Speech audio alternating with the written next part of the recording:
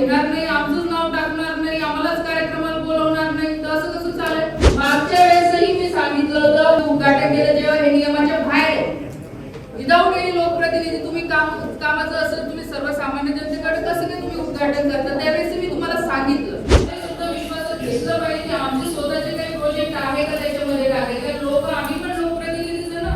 मग तुम्ही कधी एक प्रकल्पाला तरी आम्हाला विचारलं का की मॅडम ते तुमचे काही कन्सल्ट आहे का, लोकांनी तुमच्याकडे काही शिफारसी दिलेल्या आहे का, की तुमचं मत काय?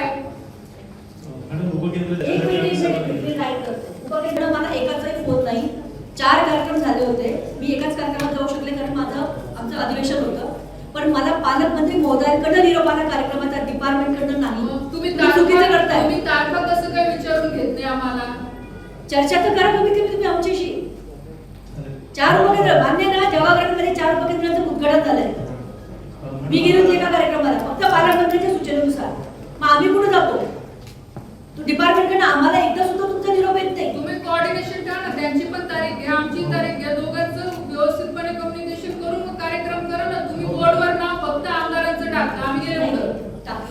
मॅडम आपले जे आता कार्यान्वित हे करून घेतो आणि मी तुम्हाला बघा जेवढे तुम्ही जिल्ह्यात तुम्हाला मी परत हे सांगते की तुम्ही प्रोटोकॉल फॉलो करा. उद्या तुम्ही अडचणीत येणार बरं. आम्हाला फक्त एक विजिलन्सला पत्र द्यायचंय तुम्हाला. जिथे केंद्राचं शेअरिंग आहे तिथे आम्ही कंपल्सरी आहेच. आम्हाला विश्वासात घेऊनच तुम्हाला काम करायचंय. आम्ही असं म्हणत नाही. ऑफकोर्स आमदारांचाही तेवढा अधिकार आहे, पण आमदारांसोबत आमचाही तेवढा अधिकार आहे प्रत्येक योजनेवर. आम्ही पण लोकांमध्ये फिरतो, आमच्याकडे पण काही असतं डिमांड लोकांच्या. तुम्ही आम्हाला सोडून देणार, आम्हालाच घेणार नाही, आमचंच नाव टाकणार नाही, आम्हालाच कार्यक्रमाला बोलवणार नाही, तर असं कसं चालेल? हो, हे 700 कोटी आणताना तुमचा जो प्रस्ताव तिथे गेला तर 1000 कोटीचा 300 कोटी शहराच्या कामासाठी मागितली होती. तिथे आम्ही पाठपुरावा होतो पैसे आणण्यासाठी. आणि जेव्हा इथे पैसा निधी येतो त्याला तुम्ही कुठल्याही प्रकारचं आमच्याशी कम्युनिकेशन ठेवत नाही, कुठलंच नाही. मग ही कोणती पद्धत, कोणती पॉलिसी तुमची? नाही ना बरोबर. हे सांगा ना मला, तुम्ही बसलेत ना, तुम्ही दोघं तिघं होतात ना कार्यक्रमात त्या दिवशी, तुमच्याकडनं एक तरी मेसेज आहे का मला? कम्युनिकेशन तर तुमच्या कोणी कर्मचाऱ्याने अधिकाऱ्याने केलं का आमच्याशी? नाही. ह्या बाबतीमध्ये अंडरस्टिमेट मागच्या मीटिंगला कोण होतं? तुम्ही होतं साहेब. मग त्यानंतर त्यानंतर सर मॅडम प्रत्येक ज्या मतदारसंघामध्ये पत्रिका आपण पाठवतो. तुमच्या पत्रिका आम्ही बघितली, फोटो बघितला, पण तुमचं कम्युनिकेशन आहे आमच्याशी? फोटो नाही बघून तुम्ही टाका. नाही ठीक आहे ना, आम्ही वेळ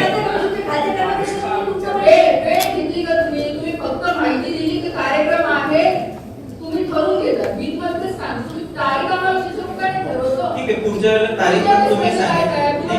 मागच्या वेळेसही मी सांगितलं होतं, उद्घाटन केलं जेव्हा हे नियमाच्या बाहेर आहे. विदाऊट एनी लोकप्रतिनिधी तुम्ही कामाचं असेल, तुम्ही सर्वसामान्य जनतेकडे कसं काय तुम्ही उद्घाटन करता? त्यावेळेस मी तुम्हाला सांगितलं. तुम्ही वेळ घ्या ना आमची.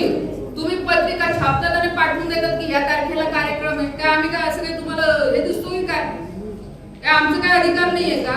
ठीक आहे मॅडम, आम्ही बोलत नाही किंवा त्यांच्यासारखं आम्हाला कसं चुकीचं बोलता येत नाही म्हणून तुम्ही त्याचा गैरफायदा घेतात का? तसं नाहीये. पुढच्या वेळेस म्हणजे काय? दर दिशेमध्ये आम्ही लढतो दोघे जणी. मागच्या वेळेस साहेब मी तुम्हाला कलेक्टर ऑफिसला व्यवस्थित बोलून तुमच्या सांगण्यावर मी तुमच्या ऑफिसरचंही अजून पुढे पत्र दिलं नाही की जाऊ एक वेळ चुकलं असेल, पण वारंवार त्याच चुका तुम्ही करत असेल तर आम्ही पण काय शांत बसायचं? ते बरोबर नाहीये. तुमचं काम मी हे सांगते चुकीचं पद्धत. मॅडम आता पुढच्या वेळेला पुढच्या वेळेस काय? मागच्या वेळेस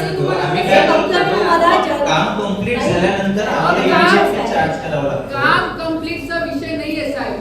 आमचं क्लिअर म्हणणं आहे, ॲज अ मंत्री म्हणून मी तुम्हाला म्हणते. महाराष्ट्रातील सर्व बातम्यांचे विश्वासार्ह व्यासपीठ. सकाळच्या सर्व सोशल मीडिया प्लॅटफॉर्मला लाईक, फॉलो आणि सबस्क्राईब करा. तसंच सर्व नोटिफिकेशनसाठी बेल आयकॉन प्रेस करायला विसरू नका.